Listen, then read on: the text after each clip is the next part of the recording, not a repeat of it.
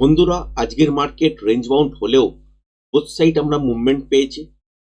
গতকালকের ভিডিওতেও আপনাদের সাথে শেয়ার করেছিলাম আজকের দিনের বাজার রেঞ্জ বাউন্ড টাইপের রিয়াক্ট করবে, কিন্তু গতকালকে যেরকম ধরনের মুভমেন্ট কি নয়েজ ছিল সেটা কিন্তু আজকের দিনে অনেকটা হলেও কম থাকবে, বেটার পারফরমেন্স করবে।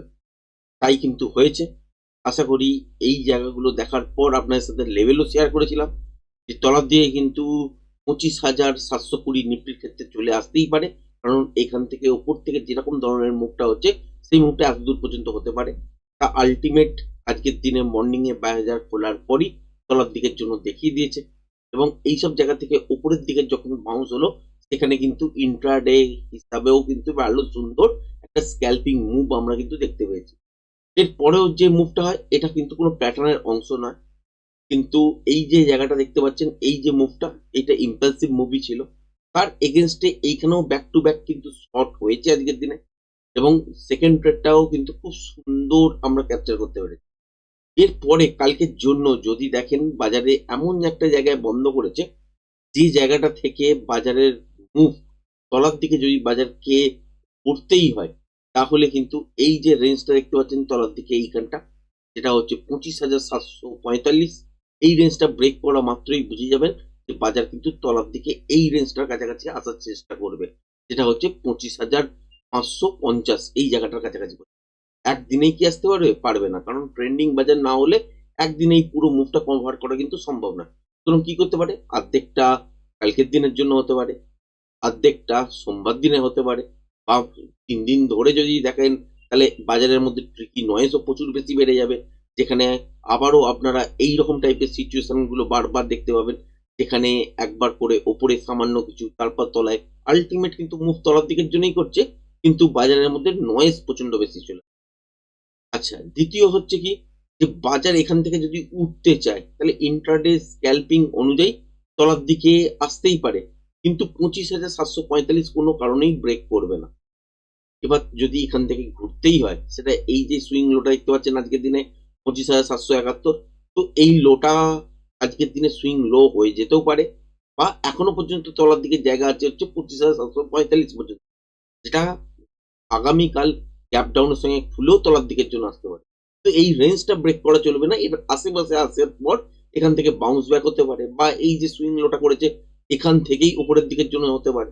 তাহলে ইন্টারডেতে একটা আপনারা স্ক্যাল্পিং মুভ পেতে পারেন কতদূর পর্যন্ত, 25,900 এই রেঞ্জটা পর্যন্ত। আর যখনই দেখবেন যে 25,900 এই রেঞ্জটা ব্রেক করে কন্টিনিউ সাস্টেন করতে শুরু করে দিয়েছে, তার মানে বুঝে যাবেন নেক্সট স্টেপ কিন্তু এই 26,020, 25 এই জায়গাটার কাছাকাছি পর্যন্ত টার্গেট দাঁড়াবে।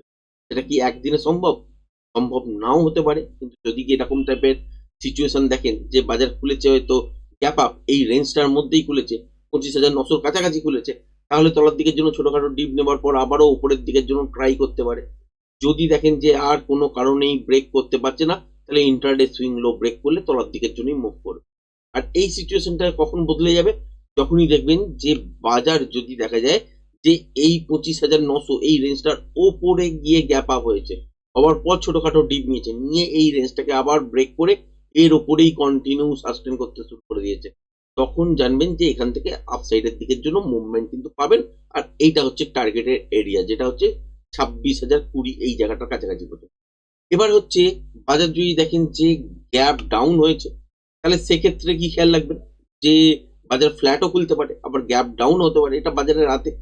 তো সেই অনুযায়ী যদি দেখা যায় যে বাজার খুলেছে গ্যাপ ডাউন আর এই রেঞ্জটাকে ব্রেক করে দিয়েছে, তাহলে খেয়াল রাখতে হবে 25,745 এই রেঞ্জটা ব্রেক করছে কিনা।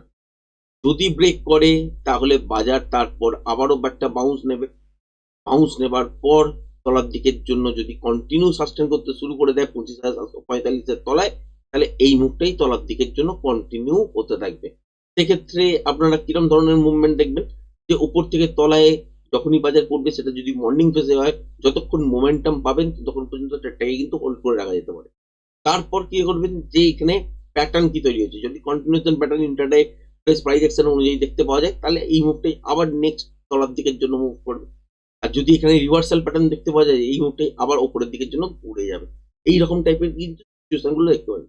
আর যদি ডাইরেক্ট দেখেন যে বাজার তলার দিকে গ্যাপ ডাউন হয়েছে এবং 25,745 এর তলায় হয়েছে, তাহলে একটা বাউন্স নিতেই পারে, উপরের দিকের জন্য। বাউন্স নেওয়ার পর 25,745 যদি দেখেন যে বারবার ফেল করছে আর যেতে পারছে না, তাহলেও কিন্তু বাজার তলার দিকের জন্যই মুভমেন্ট করবে। সেক্ষেত্রেও আপনাকে দেখতে হবে বাজারের মধ্যে ইন্টারডে ফ্রেশ প্রাইস অ্যাকশন অনুযায়ী বাজারে যে যতক্ষণ পর্যন্ত মর্নিং এর দিকে মোমেন্টাম থাকবে সেই মোমেন্টামটাকে প্লে করতে পারে। এবার যদি দেখা যায় যে বাজার গ্যাপ ডাউন তো খুলেছে, কিন্তু 25,745 এই রেঞ্জটা ব্রেক করতে পারছে না, বা ফ্ল্যাট খুলে তলার দিকের জন্য এসছে বেশ কিছুটা, কিন্তু এই সব রেঞ্জের কাছাকাছি থেকে আর তলার দিকের জন্য যেতে পারছে না, তাহলে সেই সিচুয়েশন অনুযায়ী যদি দেখেন তাহলে এই মুভটা কিন্তু আপসাইডের দিকের জন্য কনভার্ট হয়ে যাবে। তার মানে এই মুভটা তলার দিকের জন্য আর কিন্তু থাকবে না। সেক্ষেত্রে আপসাইডের দিকের জন্য 25,900 কাছাকাছি পর্যন্ত টার্গেট কিন্তু আপনারা দেখতে পাবেন। এবং এই জায়গাটা যেখানে আজকের দিনে বন্ধ করেছে সেটা তো একটা আপনারা রেজিস্ট্যান্স হিসেবে দেখতেই পারেন। তো এটাকে যদি স্মুথ ব্রেক করে যতক্ষণ মোমেন্টাম থাকবে ততক্ষণ ট্রেডটা হোল্ড করা যেতে পারে। মোমেন্টাম যেখানে গিয়ে ক্লোজ হবে তারপর প্যাটার্ন তৈরি করতে হবে। যদি কন্টিনিউশন প্যাটার্ন হয় তবেই আপসাইডের দিকের জন্য যাওয়ার প্রবণতা থাকবে। আর যদি দেখা যায় যে বাজারের মধ্যে রিভার্সাল প্যাটার্ন তৈরি হয়েছে তাহলে এখান থেকে তলার দিকের জন্য মুভমেন্ট করতে শুরু। এবার যদি দেখা যায় যে বাজারের মধ্যে সিচুয়েশন এমন হলো যে এই রেঞ্জটা তলার দিকে আসছে আবার উপরের দিকে যাচ্ছে কিন্তু কোনো জায়গাতেই ব্রেক করছে না, তাহলে ট্রিকি নয়েজ সৃষ্টি হবে। আর ট্রিকি নয়েজ যখন সৃষ্টি হবে সেখানে ট্রেড কিন্তু করতে যাবে না। ব্যাংক নিফটির ক্ষেত্রে যদি দেখা যায় তাহলে হচ্ছে উপর থেকে তলার দিকের জন্য তো এসছে, তার আগে তলা থেকে উপরের দিকের জন্য আজকের দিকেছে, বোথ সাইড মুভমেন্ট পেয়েছে, খুব ভালোই মুভমেন্ট হচ্ছে রেঞ্জ বাউন্ড বাজার সত্ত্বেও।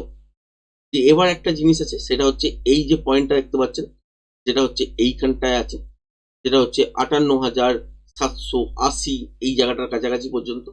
তো 77-80 এই জায়গাটা, এটা যদি রেঞ্জটাকে ব্রেক করে দেয় বাজার কিন্তু এই সুইং লো এর জন্য অপেক্ষা করবে না, বাজার কিন্তু তলার দিকের জন্য মুভ করবে। সেক্ষেত্রে টার্গেটের জায়গা পাবেন কিন্তু 58,400 প্যাটার্ন ওয়াইজ। ঠিক আছে, 20 পয়েন্ট ব্রাফার নিয়ে নেবেন। সেক্ষেত্রে 380 হতে পারে, 420ও কিন্তু হতে পারে। এটা ইন্টারডে ফ্রেশ প্রাইস অ্যাকশন অনুযায়ী প্যাটার্ন যেরকম তৈরি হবে সেই অনুযায়ী সিচুয়েশন কিন্তু দাঁড়াবে। মোটামুটি ভাবে ধরতে পারেন যে 58,400 কাছাকাছি পর্যন্ত টার্গেট কিন্তু চলে আসছে। এবার যদি দেখা যায় যে গ্যাপ ডাউন হয়েছে কিন্তু আর 58,777-80 এই রেঞ্জটাকে ব্রেক করতে পারছে না, সেক্ষেত্রে কি হবে, বাজার এখান থেকে উপরের দিকের জন্য ঘুরতে শুরু করবে। বা এই যে আজকের দিনে যে লোটা করেছে সেটাই যদি লো হয়ে থাকে, লাস্ট লো যেটা করেছে, তো এটাই যদি লো হয়ে থাকে তাহলে আলটিমেট এখান থেকেও কিন্তু উপরের দিকের জন্য ঘুরতে পারে।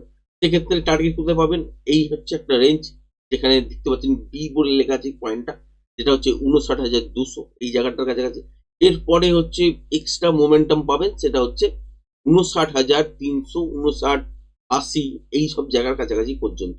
এবার এই মুভটা কি একবারে হবে, হবে না। যদি মর্নিং এর দিকে দেখা যায় যে ছোটখাটো গ্যাপ ডাউনের সঙ্গে খুলেছে তলার দিকের জন্য এসছে কিন্তু 58,777-80 এই রেঞ্জটাকে আর ব্রেক করতে পারেনি, তাহলে এখান থেকে আপসাইডের দিকের জন্য ঘোরা আবারও কিন্তু শুরু করবে।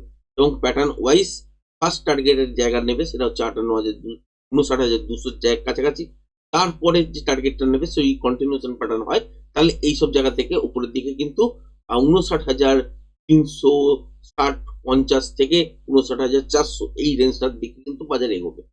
আর যদি দেখা যায় যে রিভার্সাল প্যাটার্ন কিছু তৈরি হয়েছে 59,200 কাছাকাছি এই সব লেভেলের কাছাকাছি, তাহলে এখান থেকে কিন্তু বাজার আবারও তলার দিকের জন্য মুভ ঘোরাবে। ইন্টারডে ফ্রেশ প্রাইস অ্যাকশন দেখতে হবে, তারপরেই কিন্তু আপনি বুঝতে পারবেন, তার আগে কিন্তু বোঝা যাবে না। মোটামুটি ভাবে বলা রইল যে নিফটির ক্ষেত্রে এই রেঞ্জটা খেয়াল রাখবেন যেটা হচ্ছে 25,745, আর ব্যাংক নিফটির ক্ষেত্রে হচ্ছে 58,780 এর তলায় কিন্তু বাজার তলার দিকের জন্য মুভ করতে থাকবে সারাদিন। আর যদি এই রেঞ্জটাকে ব্রেক না করে তাহলে বাজার কিন্তু বাউন্স ব্যাক করবে উপরের দিকের জন্য। এবং যদি দেখা যায় যে এইসব যেখানে বন্ধ হয়েছে সেখান থেকেই উপরের দিকের জন্য মুভ করেছে, তাহলেও কিন্তু উপরের দিকে 59,200 তারপরে কিন্তু 59,400 এই লক্ষ্যে কিন্তু ছুটবে। নিফটির ক্ষেত্রে যদি দেখেন তলার দিকে আসার জায়গা কিন্তু 25,745 এই পর্যন্ত আছে। তো 745 এই রেঞ্জটা যদি ব্রেক না করতে পারে এখান থেকে উপরের দিকের জন্য ঘুরবে। ফার্স্ট এইখানে যেখানে বন্ধ করেছে এর কাছাকাছি একটা কোনো জায়গায় রেজিস্ট্যান্স নিতে পারে। আর যদি দেখা যায় যে এই সব জায়গা থেকেই উপরের দিকের জন্য মুভ করতে শুরু করেছে সেক্ষেত্রেও ফার্স্ট টার্গেট হিসেবে আপনারা এই পয়েন্টটাকে ধরবেন যেটা হচ্ছে 25,900 এবং এই রেঞ্জটাকে ব্রেক করা মাত্রই উপরের দিকের জন্য মুভ হবে। যদি ফার্স্ট হাফের মধ্যে ঘটনাটা ঘটে যায় এবং এখানে যদি কন্টিনিউশন প্যাটার্ন তৈরি করে তবেই কিন্তু 26,020 লক্ষ্যে কিন্তু যেতে দেখবেন। আর যদি কোনো কারণে দেখলেন যে এইসব রেঞ্জের কাছাকাছি 25,900 কাছাকাছি রিভার্সাল টাইপের প্যাটার্ন তৈরি হলো, তাহলে এই মুভটা এইসব জায়গা থেকে আবারও তলার দিকের জন্য মুভ করবে, সেক্ষেত্রে বোথ সাইড মুভমেন্ট। তো এইরকম সিচুয়েশন হয়ে আছে বাজারের মধ্যে।